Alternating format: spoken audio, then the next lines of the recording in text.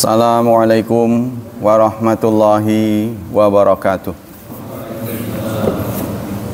Innal hamdalillah nahmaduhu wa nasta'inuhu wa nastaghfiruh wa na'udzu billahi min syururi anfusina wa min sayyiati a'malina.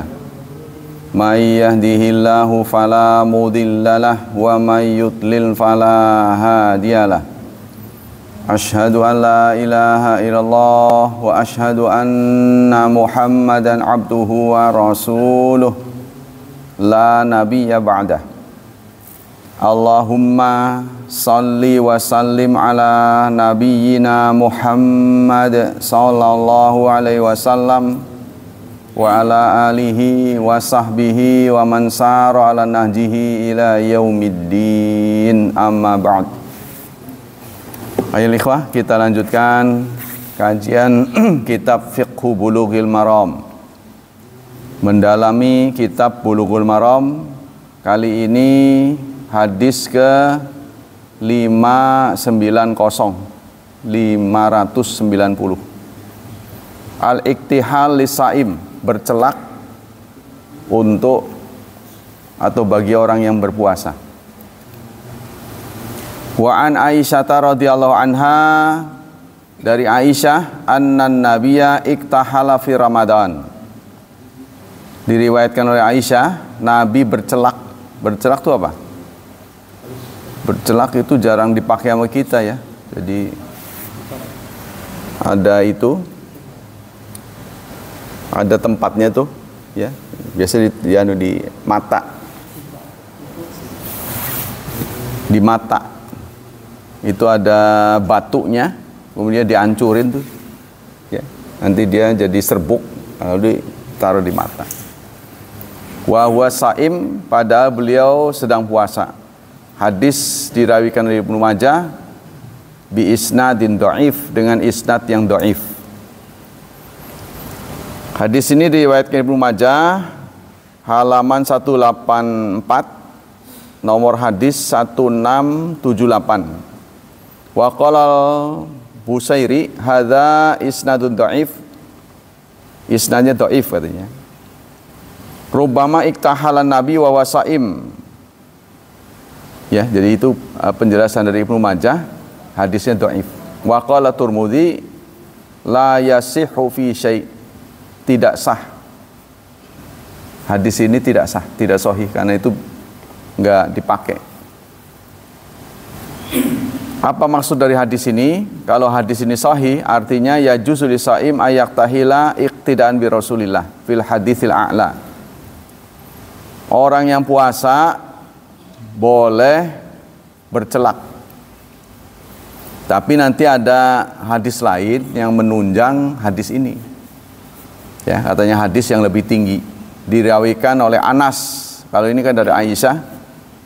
Annahu kana yaktahil wa huwa saim. Dalam riwayat yang lain dirawikan oleh Anas, Abu Dawud, isnaduhu kullu thiqat. Isnadnya semua bisa dipercaya. Illa rajulan mukhtalafan fi, kecuali ada seorang perawi yang diperselisihkan. Walam yatabayyan alladzi dha'afahu sababatan ifihi ma'anal jarah la yuqbalu ila mufassar. Ketika orang mendhaifkan hadis ini, dia tidak menjelaskan sebabnya. Sebabnya apa hadis ini didhaifkan? Kan ada alasannya. Jadi kalau ada hadis didhaifkan tanpa alasan, maka tetap pada prinsip asalnya. Hadis itu tidak dhaif, katanya gitu.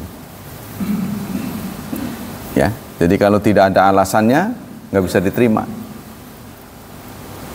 Wala yuftiru bidzalika, dan tidak puasa. Jadi kita tidak berbuka ya, tidak batal. Sawaun wajada ta'mahu fil haqi amla, baik terasa ada rasanya atau enggak gitu. Jadi maksudnya lubang terbuka ini kan ada yang masuk, ada yang keluar. Ya. Kalau lubang yang keluar, kalau keluar tubuh itu tidak batal. Seperti pengambilan darah itu kan keluar. Ya, kalau kita donor itu kan berarti keluar. Ini yang masuk yang membatalkan. Nah, infus contohnya, infus masuk bukan lewat lubang yang normal, maksudnya makan lewat mulut kan. Itu diperselisihkan. Boleh tidak orang yang sedang puasa lalu menerima infus? Ya, boleh enggak itu? Sebab itu diperselisihkannya adalah karena dia tidak lewat yang normal. Normal itu kan lewat mulut. Tapi orang yang infus itu seger sih. Seger kayak nggak puasa. Jadi lemesnya hilang. Li'anal aina laisa bijaufin. Alasan orang yang tidak membatalkan karena mata itu tidak ada rongga untuk menerima. Adanya keluar kan kita air mata kan. Tapi nyedot mah nggak bisa. Alasannya gitu. Wala manfaat ilal halqi, dan tidak ada rongga yang menuju ke tenggorokan. Nah ini, kalau zaman dulu kan belum ada penelitian ya. Mereka mengucapkan ini tidak ada penelitian. Jadi waktu itu belum ditemukan alat. Kalau sekarang ketahuan tuh. Apakah mata ini ada kaitan dengan tenggorokan apa enggak? Ya ini harus dijelaskan oleh kedokteran. Nggak bisa dengan uraian-uraian begini. Kelemahan kita itu kurang penelitian, sehingga contohnya Syekh Nawawi Al-Bantani, dia nggak suka ikan. Padahal dari sisi kedokteran ikan itu bagus, mengandung ya omega 3 dan sebagainya lah. Gara-gara dia nggak suka ikan, maka santri-santri kalau pengen pinter nggak mau makan ikan. Jadi seakan-akan dia teladan gitulah. Yang wajib diteladan kan Rasulullah. Kalau dia kan sebatas manusia. Contohnya Anda nggak suka sayur, lalu saya muridnya ikut, apa ya begitu? Contohnya begitu. Ya, urusan selera itu nggak bisa menjadi teladan itu kan. Seperti Rasulullah, contohnya Rasulullah sendiri. Setiap disajikan bawang beliau menghindar. Pokoknya yang bau-bau lah. Sehingga ada aksi lempar bawang, buang bawang. Karena beliau kan punya otoritas untuk diteladani. Lakot kana lakum kan. Artinya dehemnya itu sunnah. Kira-kira kalau dehem ikut dehem sunnah. Karena punya otoritas itu. Makanya kenapa habis sholat beliau balik badan itu supaya nggak diikuti. Kalau nggak dia pulang orang ngikut nantinya. Kan saya harus ngikut. Dia balik badan. Sudah selesai ya upacara itu. Nah jadi ada aksi buang bawang. Karena sahabat melihat kalau ada racikan bawang di dalam makanan pasti beliau nggak mau. Mendengar ada aksi buang bawang, karena para sahabat nyuruh istri-istri buang bawang, pasti ada apa-apanya nih. Rasulullah nggak mau. Lalu Rasulullah menghentikan itu. Bukan, ini nggak ada anunya, nggak ada kaitannya dengan wahyu. Karena saya selalu standby. Kalau dipanggil oleh Jibril tidak ada kata nanti itu. Ya kalau kita kan bisa gosok gigi, bisa pakai cat apa gitu, kumur-kumur supaya nggak bau kan. Rasulullah nggak ada begitu. Dipanggil harus berangkat. Saya tidak ingin bau mulut ini akan mengganggu. Kayak gitu. Sehingga itu tuh bukan kesunahan kita mengikuti buang bawang itu. Sama dengan makanan-makanan yang lain seperti apa itu daging ya. Daging tertentu yang ditemui di jalan, mereka berburu berhasil menangkap apa daging landak apa itu. Saya lupa itu. Dimasak biawak. Bukan biawak, Pak. Kadal gurun. Kalau biawak itu menurut kajian santri haram. Jadi Anda harus bedakan kadal gurun dengan biawak. Kalau biawak itu makanannya bangkai. Ya, kalau kadal gurun itu kencingnya bisa setengah tahun sekali apa? Kadal gurun. Beda katanya. Saya pernah ada kajian tuh, ya, ada komisi fatwa dari, saya terkonek oleh kiai-kiai besar. Dia membedakan antara kadal gurun dan biawak yang ada di Indonesia. Kadrun suka disebut. Jadi kadal gurun yang suka, kalau kita ke sana tuh suka di hotel-hotel, kadal gurun itu. Mahal itu. Ya, sebab dia akan membangkitkan libido kalau dimakan. Maka di sana dipelihara, diternak, mahal. Jadi kadal gurun ini binatang yang antik gitu. Katanya gitu. Saya nggak saya simpan tuh perbedaan kadal gurun dengan biawak. Nah, suatu saat katanya dimasak, katanya bau gitu, kayak bau perengus apa gitu. Sehingga Rasulullah tidak makan. Biasanya sahabat kalau menemui sesuatu dia masak dulu, lalu dia lihat bagaimana respon dari Rasulullah. Kalau makan dia makan. Sebab Rasulullah tidak mungkin mengizinkan yang haram. Nah, kok nggak dimakan? Anda nggak haram dah ya Rasulullah? Bukan, saya nggak suka. Bau. Jadi yang bau-bau beliau nggak suka, sehingga tubuhnya wangi. Tubuh Rasulullah itu wangi. Kalau kita kan, waduh ya, naudzubillah. Kita lanjutkan. Alasannya adalah ain laisa bijaufin, mata tidak tersalur dengan tenggorokan katanya. Katanya gitu ya. Tapi kalau orang nangis kadang-kadang ketelan juga ya. Suka. Ini mata ada kaitan dengan tenggorokannya. Anda kan punya mata udah lama itu kan. Kerasa nggak air mata nih kadang-kadang masuk ke tenggorokan? Iya. Itu yang bisa jawab alhamdulillah. Nanti kalau salah ngisi-ngisinakan. Seperti salah mengatakan perempuan keluar mani itu kan. Saya diketawain oleh dokter spesialis. Untung aja sekarang saya jadi tahu. Gara-garanya itu hadis-hadis itu Anda lihat. Perempuan keluar mani enggak? Pasti kalau ustadznya enggak tahu tuh, iya keluar. Enggak pernah. Perempuan tidak pernah produksi mani seumur hidup. Tidak ada bagian dari organ dia yang memproduksi mani.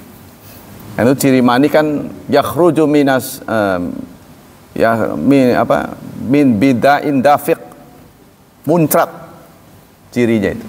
Kan dalam surat At-Tariq ya. Min baini sulbi wat taraib, yang keluar produksi dari dada sampai taraib. Nah, itu katanya di situ. Kita lanjut. Wa qala ashab fil madhhab Syafi'i la yakrah iktihal indana. Kalau menurut madhab Syafi'i, bercelak itu tidak makruh ya saat puasa. Wa hadza ma hakaul Ibnu Mundzir rahimahullah an Ata'a wal Hasan Basri. Ini riwayat yang disampaikan Ibnu Mundzir dan Hasan Basri. Wan Nakhai wal Auza'i wa Abi Hanifah wa Abu Tsaur. Jadi imam-imam itu sebenarnya banyak saudara, cuma yang populer 4. Ya, sebenarnya ini Nakhai, Auza'i, Abu Hanifah, Abu Tsaur. Abu Tsaur ada, ini nggak dikenal. Siapa yang membuat terkenal? Murid-muridnya sebenarnya. Ya, jadi bukan imam itu sendiri. Jadi imam-imam yang lain mungkin ada kodifikasi, karangan yang cukup banyak, tapi karena kurang dipublikasikan jadi nggak terkenal. Wa hakahu ghairuhu an Ibnu Umar, dan riwayat dari Ibnu Umar, wa Anas wa Ibnu Abi Haufa wa bi qala Dawud wa fi ahaditsun dhaifah. Juga ada hadis-hadis dhaif mengenai hal ini. Qala ba'dhum, sebagian ulama mengatakan innal iktihal yubtilu saum. Ada yang mengatakan membatalkan puasa. Ya sudah, kalau kita takut sebaiknya dihindari. Wa qala akharun yajuzu binauin. Ada yang mengatakan boleh dengan catatan. Ya, catatannya itu artinya tidak keterlaluan, sama dengan berkumur. Saat puasa kita berkumur, ya udah jangan kenceng-kenceng, takutnya kebablasan. Apalagi mengambil keuntungan dengan berkumur karena haus gitu kan, ngeleg gitu. Wa qala Malik wa Ahmad yukrah. Kata Malik dan Ahmad, makruh. Wa in wasaya khalqi aftar. Kalau sampai kebablasan masuk ke tenggorokan, maka batal. Nah, lebih baik kita menghindar. Ya, hal-hal yang membahayakan kita hindari. Al-aklu wa syurbu lis-saim nasiyan wala qada'a. Makan dan minum bagi orang puasa tapi karena lupa. Wala qada'a, tidak ada qada. Dari Abi Hurairah radhiyallahu anhu qala Rasulullah sallallahu alaihi wasallam, Rasulullah bersabda, manasya, barang siapa yang lupa wa huwa saim, sedangkan dia puasa, fa'akala au syariba, maka dia makan dan minum, falyutimma saumahu, maka dia harus menyempurnakan puasanya. Tapi itu kalau ingetnya pas belum dileg gitu tuh, pas belum minum itu, ya, yang dimakan salak, gudang batu pisan, waduh, saya puasa, belum minum, kan kerok, ya terpaksa sibutain ya. Fa inna ma at'amahullah, maka sesungguhnya dia telah diberi makan dan diberi minum oleh Allah. Ini biasanya di awal-awal puasa, karena nggak terbiasa puasa, ya, nggak ingat sedang puasa. Nah, itu biasanya. Kalau ibu-ibu ya lagi masak itu nyicipin ya, dileg gitu. Kalau nyicip sih nggak batal, asal jangan ditelan. Kan cicip itu hanya merasakan lidahnya, ya, jadi lidah itu, tapi takutnya tertelan. Jadi baiknya sih berkumur, setelah itu kumur. Man aftara fi Ramadan nasyan fala qada alaihi wala kaffarata. Dalam hadis yang lain disebutkan, barang siapa yang iftar, barang siapa yang berbuka di bulan Ramadan tapi lupa, maka tidak ada qada, tidak ada kafarat. Ya, tidak ada qada, tidak ada kafarat. Apa kesimpulan dari hadis yang barusan kita pelajari? Inna saima idza akala aw syariba aw jama'a nasyan la yuftir. Orang yang berpuasa jika ia makan atau minum atau bersetubuh lupa, la yuftir, itu tidak batal. Wa huwa madhhabul aktsarin. Ini adalah pendapat kebanyakan orang. Wa qala bi Abu Hanifah wa Syafi'i wa Abu Daud wa akharun. Berkata yang sama Abu Hanifah, Syafi'i dan Abu Dawud, man akala au syariba au jama'a fala qada alai. Barang siapa yang makan, minum dan berjima, maka tidak ada qada. Ya, karena dalam Quran tuh yang disebut secara jelas itu 3. Ya. Apa itu? Apa itu? Yas'alu, lupa sih. Yang tentang waqulu washrabu. Waqulu washrabu hatta yatabayyana lakumul khaytul abyad minal khaytil aswad minal fajr. Enggak ya? Sebelumnya apa sih? Yang tentang bersetubuh itu. Iya, uhillalakum, dihalalkan untuk kalian lailatus siyam, malam puasa, ya, arrafath ila nisaikum, menyetubui istrimu. Jadi di zaman dulu, di awal-awal puasa diwajibkan, kalau sudah berbuka terus tidur, maka sudah nggak boleh makan lagi, walaupun belum subuh. Ya, sudah berbuka nih, maghrib nih, ya, kemudian dia kan saking lelahnya biasanya kantuk, sempet tidur, maka udah nggak boleh buka lagi sampai berikutnya. Ya, suatu saat ada kejadian sesudah tidur dia menyetubui istrinya. Karena habis tidur tenaganya kuat. Ya, karena orang Arab tuh makanannya kebanyakan daging, itu membuat libidonya naik. Ya, sehingga dia mendatangi istrinya, ingat, waduh saya tadi udah tidur. Nah itu makanya itu turun ayat. Ya, yang disebut apa dalam Quran itu uhilala hunna libasul lakum wa antum liba alimallahu annakum kuntum takhtanuna anfusakum fataba alaikum. Allah tahu bahwa kamu mengkhianati dirimu. Berkhianat artinya kepengen menang baik. Kepengen itu kan kebutuhan biologis, ya. Kebutuhan biologis itu makan minum jadi satu, ya. Makan minum, berhubungan seksual, tidur. Itu adalah nikmat dunia yang tertinggi. Nikmat dunia yang tertinggi itu tidur, makan keringetan, tidur ngorok, berhubungan lancar, itu udah tertinggi. Jadi kalau itu masih dijalankan berarti Anda sehat walafiat. Ya. Benar nggak? Sekarang kita pikir, Anda uangnya numpuk, ya, propertinya banyak, tapi mau makan nggak enak, tuh. Tidur nggak nyenyak, mikirin aja, aduh, uang taruh di mana bagusnya dia, mikirin, sampai nggak bisa tidur. Punya istri nggak pernah disentuh, walaupun dia di atas ranjang, yang ono ngadep sono, masing-masing nih lebih setia pada HP, gadgetnya. Lah apa artinya hidup di dunia begitu? Hidup kita begitu, paling tinggi itu kenikmatan kita. Makanya kalau lagi menikmati tidak boleh diganggu. Contoh, makanan sudah disediakan nih, ya, Pak Ilman, Pak makan Pak. Nah, tiba-tiba muadzin Allahu Akbar, Allahu Akbar. Mana yang dulu ini? Sholat dulu, makan dulu, tapi jangan disengaja, ya.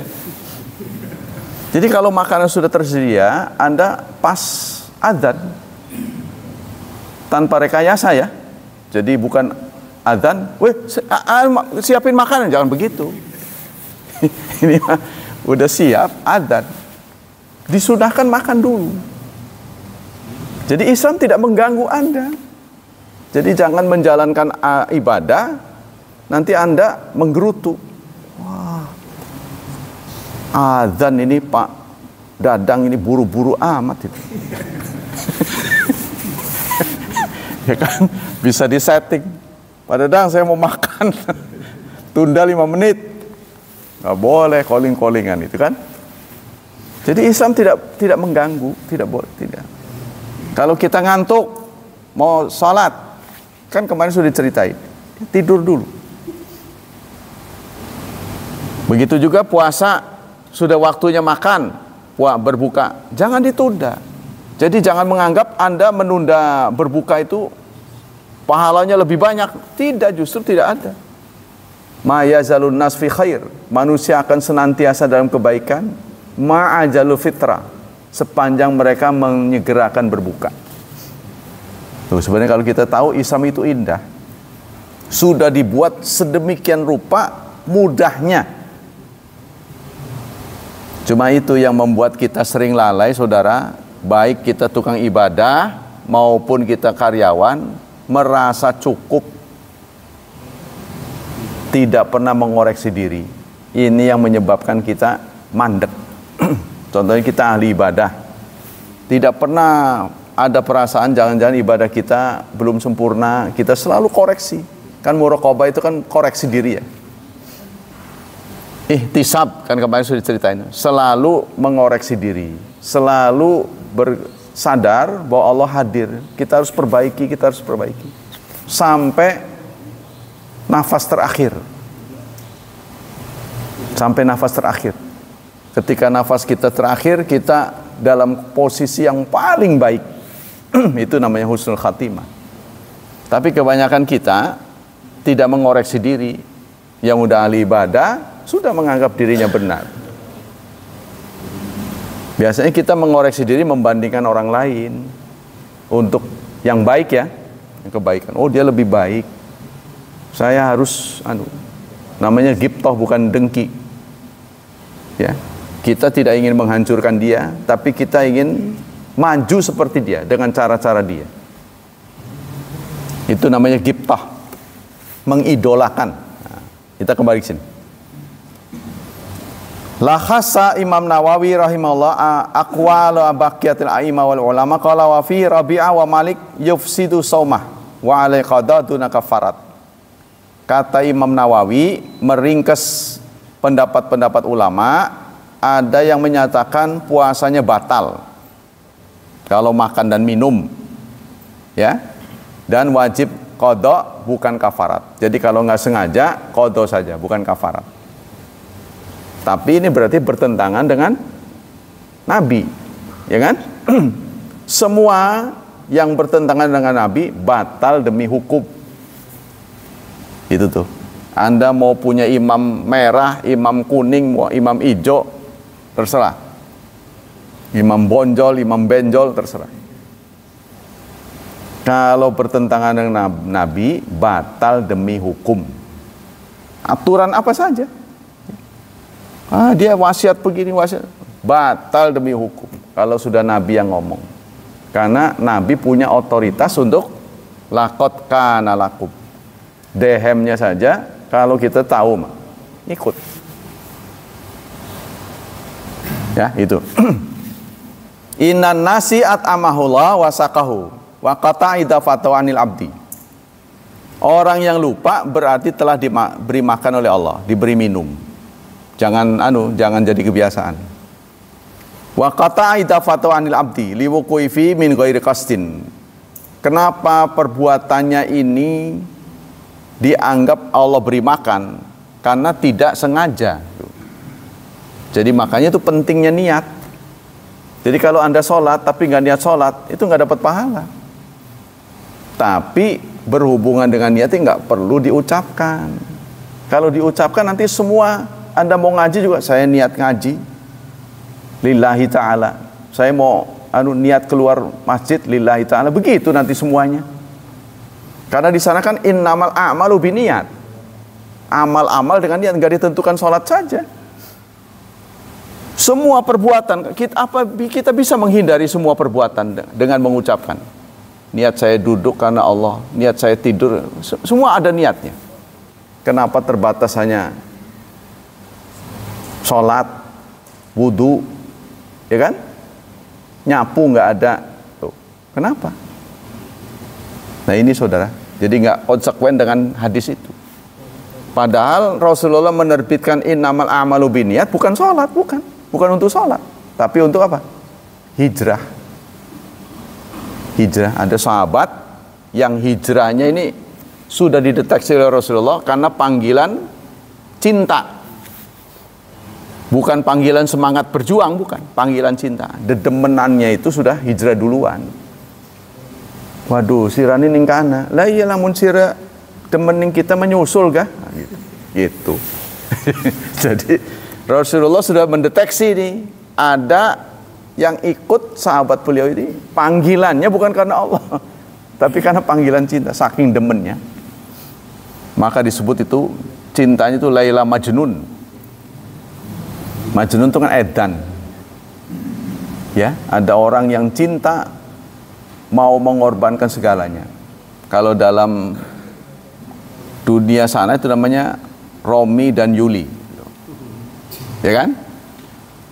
Terus makanya ada 14 Februari diperingati sebagai Valentine. Valentine itu sebenarnya nama pendeta.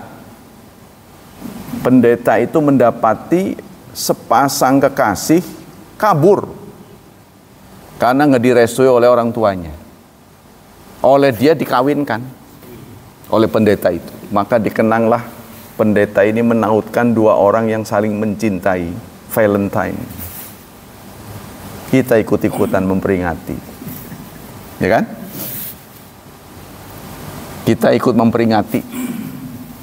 Tapi ada Kita menghadapi masalah juga itu. Kalau ternyata ada pasangan yang menurut mereka udah cocok, orang tuanya nggak ngasih. Alasan-alasannya nggak bisa diterima seperti yang diuraikan oleh Syekh Utsaimin. Pertama, beda suku. Atau orang tuanya sudah ada, sudah ada pilihan. Dia nggak mau.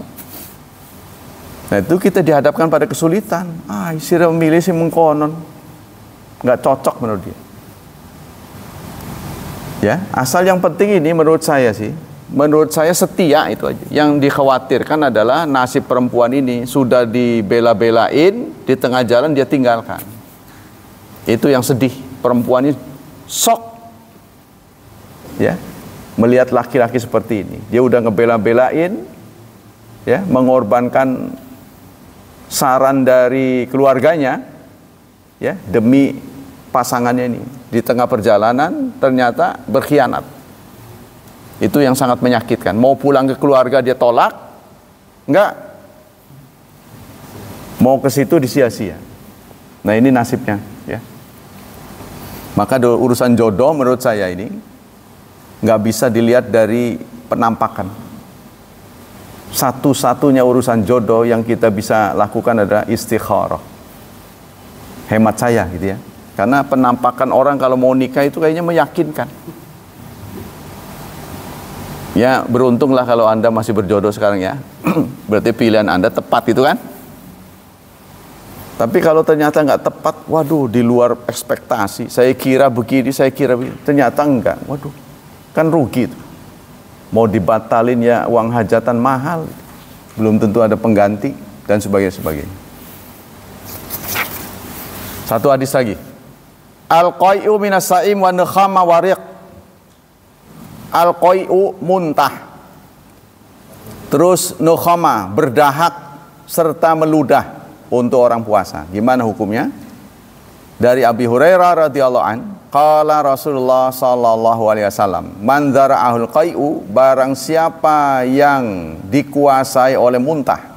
Maksudnya dia nggak tahan, bukan dibuat-buat ya. Apa itu maksudnya? Barang siapa yang dikuasai, apa bahasa kita yang bagus?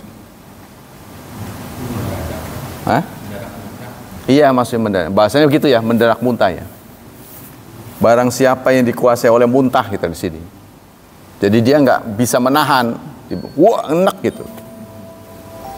Contohnya boleh jadi ngelihat darah, ngelihat mayat itu biasanya kan orang tuh muntah.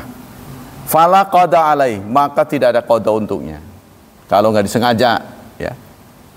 Wa manistaqa alai qada, barang siapa yang sengaja, ya, maka wajib qada. Apa kesimpulan di sini? Idza ghalaba saim qai'u, apabila seorang dikuasai oleh muntah, ya, lam yabtul saubu, maka puasanya enggak batal. Idza sasqa saimu ta'amidan, sebaliknya kalau dia sengaja muntah-muntahin, gimana caranya? Ka'an adkhala asba'u fi halqi, nyolok-nyolok tenggorokan. Ini jari masuk-masukin. Ya, atau gosok gigi terlalu dalam. Aduh, muntah jadi. Nah itu batal. Aqama bi amalin ma liyastasqiya, atau melakukan suatu perbuatan yang membuat dia muntah. Dia udah tahu muntahan tuh, dikerjain juga, ya. Maka fa innahu yuftir, dia telah batal. Li'anal qai'a idza sa'ida thumma taraddad fayarji'u bi ba'du ilal jauf. Karena muntah kalau sampai dileg lagi berarti masuk. Ya, kalau muntah. Fayasiru kata'am ibtalahu, maka seperti makan yang dia telan. Wa in istisqa'a tuftir, dan memaksa diri supaya muntah adalah batal. Walau tayaqqana sahibu ana lam yarji ila syai fi jawfi, meskipun pelakunya yakin tidak akan masuk ke dalam lagi. Ka inzalil mani amdan, seperti keluar mani secara sengaja. Kalau mani kan keluar, ya. Kalau infus ke dalam, itu kan. Nah, ini diragukan nih infus ini. Kalau donor darah kan keluar, transfusi darah, bukan masuk. Yang batal itu kan masuk, ya. Contohnya Anda berenang, terus ini kencing,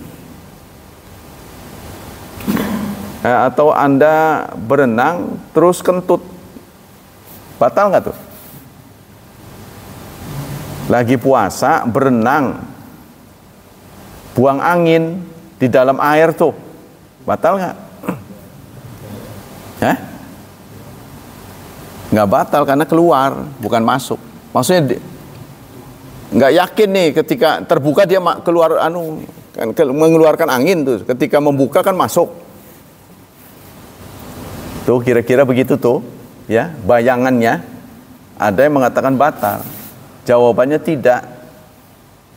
Tidaknya kenapa? Karena tubuh kita ini sudah dibuat oleh Allah sempurna. Ketika keluar dia nggak masuk. Anda pernah lihat lampu patromak? Lampu patromak tuh kan ada pompanya tuh. Ya, kita masukin, kita buka, nyemprot nggak? Minyaknya? Nggak nyemprot, itu sama dengan begitu. Tubuh kita begitu, ada valve-nya. Lain hal kalau udah dol. Kalau udah dol beda. Kalau mata tadi Pak Ustaz, itu ada kaitannya dengan tenggorokan. Contohnya kalau kita netes mata, itu rasa pahit itu sampai di tenggorokan. Iya. Ya itu makanya tadi terjadi kontroversi. Orang yang mengatakan tidak batal nggak tahu persis. Kata yang mengatakan nggak batal karena mata dengan tenggorokan dua hal yang nggak nyambung. Makanya saya bilang kan, kebanyakan kita ahli-ahli fatwa ini nggak ngerti soal penelitian gitu loh. Kayak tadi itu tentang perempuan keluar mani. Itu di semua buku saya melihat, karena yang ngarang laki-laki, jadi kan dia nggak ngerasain. Mengatakan iya keluar, padahal perempuan nggak pernah memproduksi mani. Ini gara-garanya ada seorang sahabiah nanya kepada Rasulullah, ya Rasulullah, saya mau nanya, malu katanya. Karena urusannya bangor nih. Nggak ada bangor dalam kebenaran. Begini, kalau laki-laki mimpi bersetubuh batal nggak? Batal kalau keluar, itu kan? Lah kalau perempuan gimana? Rasulullah menjawabnya bukan mani, idza ra'atil ma. Jika ya dia mandi, wajib mandi jika dia melihat cairan. Ma itu kan air, bukan mani, tapi ditafsirkan oleh ulama tanda kurung mani.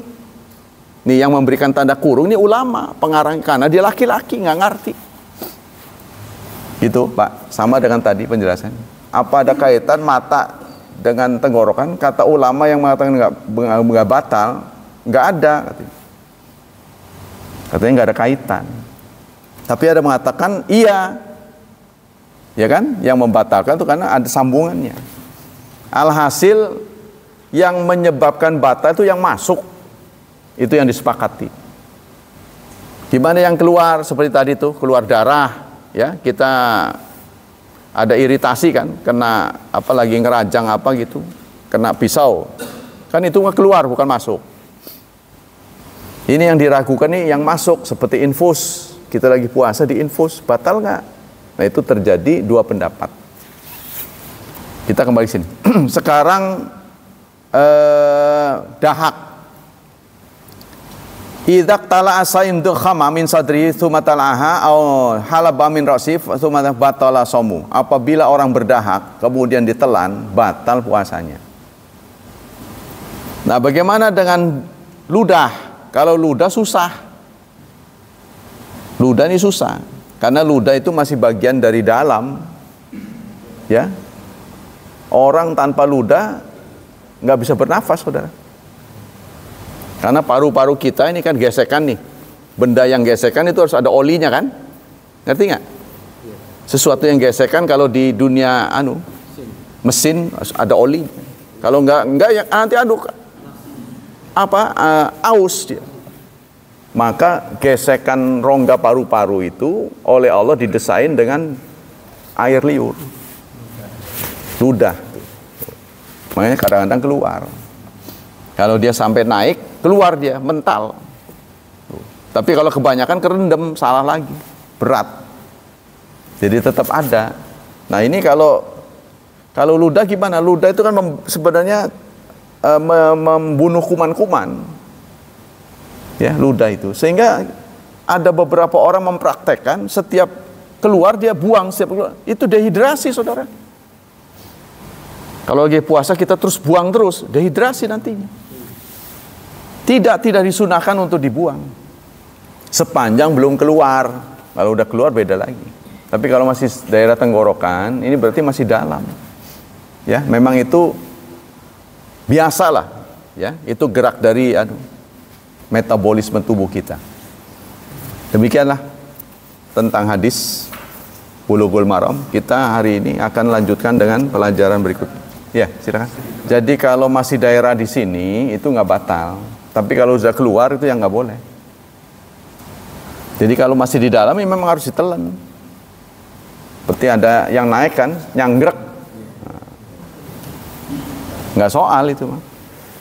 Apalagi bukan disengaja, tapi yang disengaja itulah yang membatalkan. Jadi yang sifatnya alamiah, kita tidak dipaksa untuk membuat ngakalin gitu. Terlalu sulit buat kita, tidak. Ya, Islam membebaskan kita dari hal-hal yang di luar kemampuan kita. Contohnya air jalanan. Ketika kita mau ke masjid hujan rintik-rintik, air tergenang di jalan tuh kadang-kadang tuh. Kita injak nyepret, ya, ke jubah, ke celana kita. Gimana kondisi seperti itu? Itu sesuatu yang tidak bisa dihindari. Namanya ma'fu, diampuni oleh Allah. Karena itu susah dihindari. Sama dengan tadi. Orang kalau keluar ludah nggak ditelan, waduh, kayaknya susah itu. Akan sulit. Tapi kalau saudara tahu, jadi bawaannya nanti akan dibuang terus.